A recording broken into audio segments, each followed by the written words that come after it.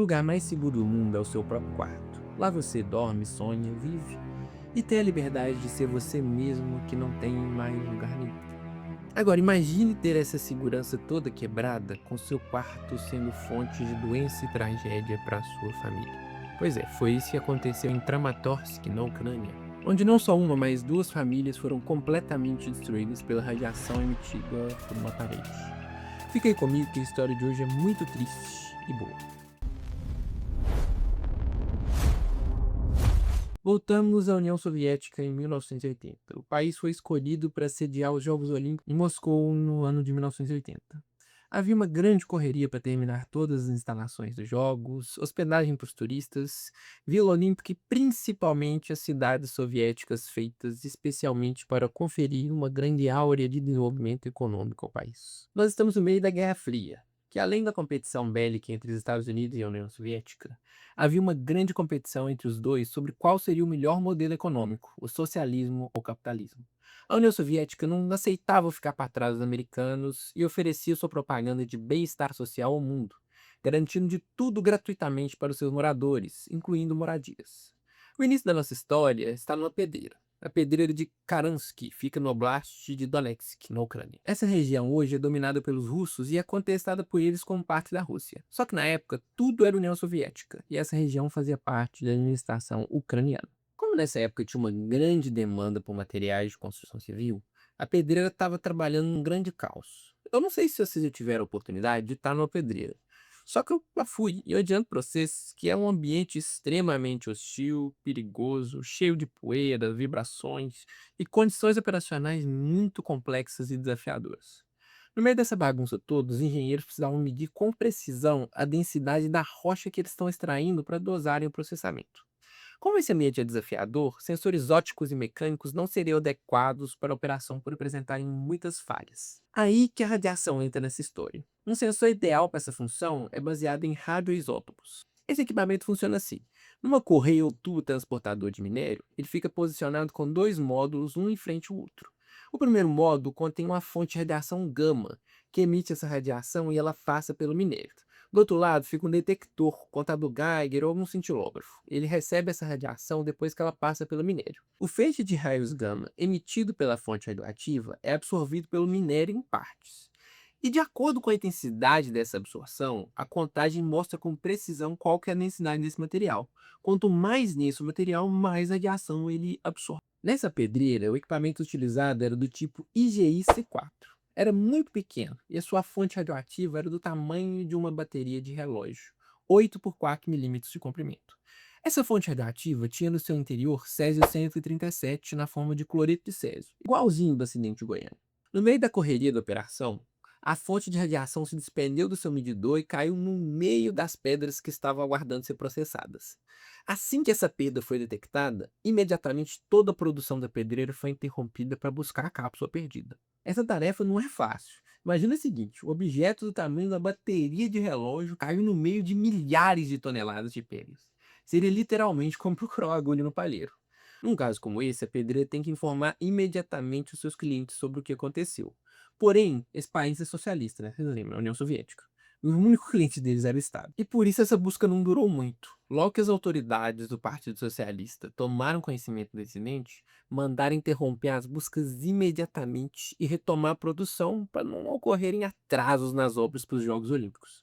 A cápsula ficou perdida no meio das pedras que logo retornariam à produção. A cápsula radioativa sobreviveu intacta ao processamento e moagem das pedras e foi distribuída pelo país. O destino da cápsula foi uma fábrica de painéis de concreto pré-moldados na própria Ucrânia. Na época, os prédios soviéticos eram construídos com o uso desses painéis modulares, algo semelhante à montagem de um Lego. Nas fábricas centralizadas, formas eram preenchidas com vergalhões e concreto. E o concreto ele é um composto de água, areia e cascalho. Nesse caso, o cascalho de Karansky. Nessa fábrica de painéis, a cápsula radioativa perdida no cascalho foi misturada ao concreto e ficou presa no painel que logo se tornaria parte de um apartamento. Em 1980, esse painel radioativo foi utilizado na construção de um prédio, o prédio 7 na cidade de Kramatorsk. Mais precisamente na parede que separava os apartamentos 85 e 52 do quarto andar. Ninguém fazia a menor ideia de que aquela parede sozinha emitia 200 rontgens de radiação por ano. Eu expliquei no outro vídeo em detalhes como que o césio radioativo age no seu corpo e no ambiente. Clica aqui na descrição para você ver com mais detalhes esse vídeo. Mas nesse vídeo eu dou um grande foco no caso de Goiânia, onde a população teve contato direto com a fonte de radiação, seja na pele, no ar, na água e até mesmo ingerindo a fonte. No caso aqui de Kramatorsk, as vítimas não tinham contato direto com a fonte de radiação, nem mesmo com as emissões de partículas beta, porque você sabe, o Césio-137 emite partículas gama e beta. Mas só que as partículas betas eram bloqueadas pela cobertura de aço da cápsula e pela parede. Assim, essas vítimas não desenvolveram a síndrome aguda da radiação. Na realidade, o contato das vítimas nesse caso era crônico, uma exposição a conta-gotas de radiação que causou danos severos às suas medulas ósseas. As radiações ionizantes possuem poder de quebrar as fitas de DNA do seu corpo, e o seu corpo consegue reparar elas até certo ponto. Porém, quando ele não consegue mais reparar, ele desiste de combater as mutações e até ajuda as células cancerígenas a prosperarem. Só que o estrago causado pela radiação varia muito. E nesse caso depende diretamente da distância em que os humanos ficam da fonte da radiação. A primeira família se mudou feliz para o seu novo apartamento de número 85, que era considerado de alto padrão e luxo até a época, porque ele possuía elevador, água aquecida e aquecedor central. A família Durzina era composta por uma mãe, filha de 18 anos e um filho de 16. Logo que chegaram, os quartos foram divididos e os filhos dormiram no quarto adjacente à sala, logo na divisa com o apartamento 52, onde estava a parede radioativa. E para piorar a situação, sem saber, eles posicionaram suas camas encostadas na parede que emitia radiação 24 horas por dia. Menos de um ano depois, a filha de 18 anos adoeceu subitamente e começou a apresentar anemia, infecções repetidas e extrema perda de peso. Em poucos meses, ela veio a falecer devido a um avançado caso de leucemia. A morte dela foi classificada como uma fatalidade. E logo no ano seguinte, seu irmão começou a apresentar os mesmos sintomas e faleceu pouquíssimo tempo depois, com o mesmo diagnóstico da irmã, leucemia.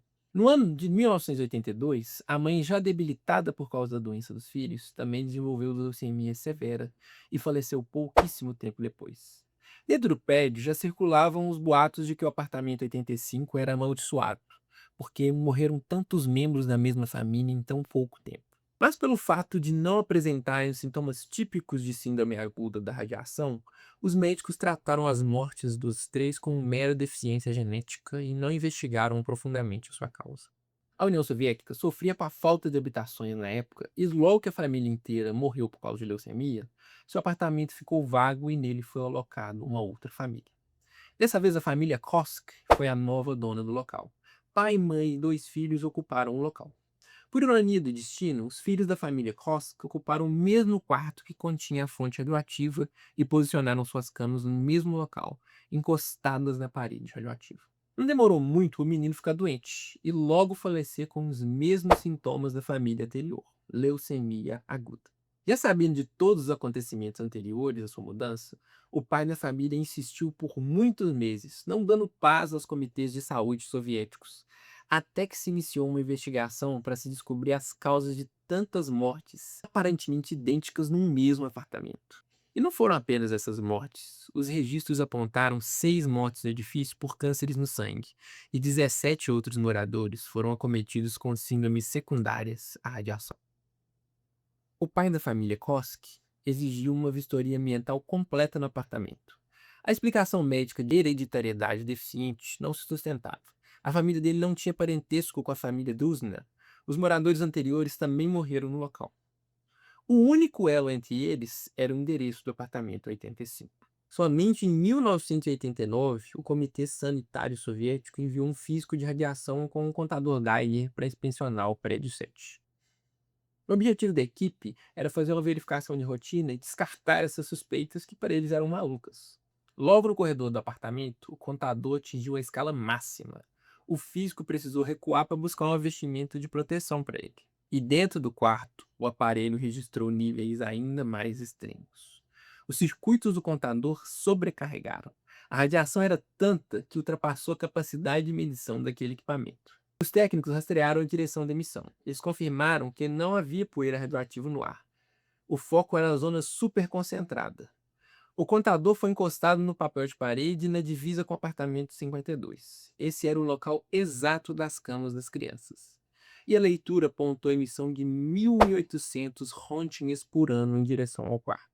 A Defesa Civil iniciou uma operação imediata. As famílias do bloco e arredores do prédio 7 foram evacuadas de forma compulsória.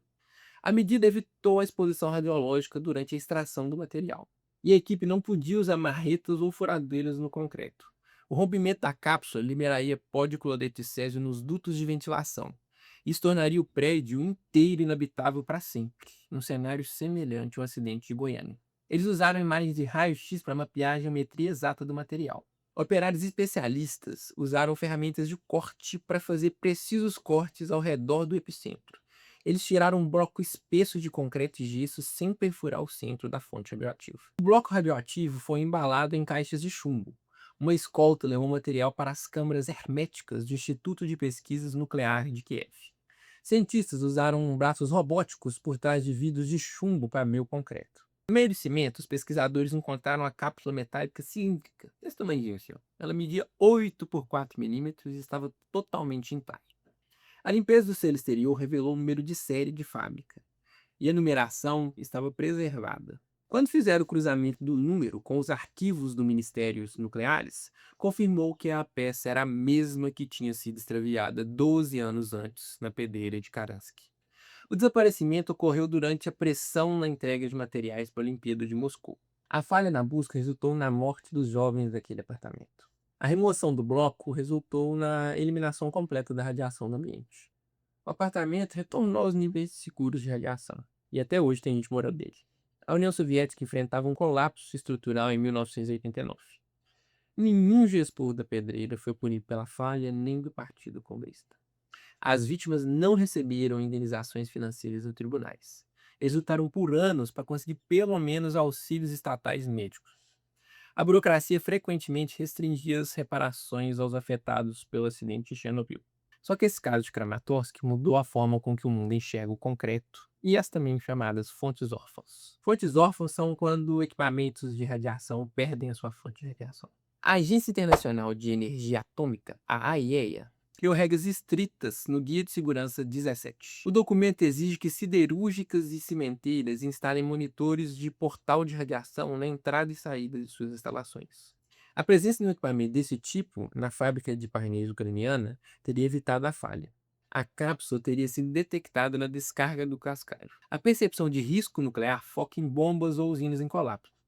O evento de Kramatorsk demonstra como a ameaça pode ser embutida na infraestrutura civil diária, assim como o caso de Goiânia. Um simples instrumento de medição perdido transformou a parede de um quarto em emissor letal de radiação. Pois é, baita história, né? Se você quiser ver histórias semelhantes, baseadas em ciência e muito curiosas, se inscreva aqui no canal Mundo Nuclear. Aqui nós nos esforçamos muito para trazer as melhores histórias para você. E aí, o que que você achou desse vídeo? O que que você achou dessa história de Kramatorsk? Você está comigo que sua parede também tem uma fonte nuclear? Comenta aqui para mim o que que você achou.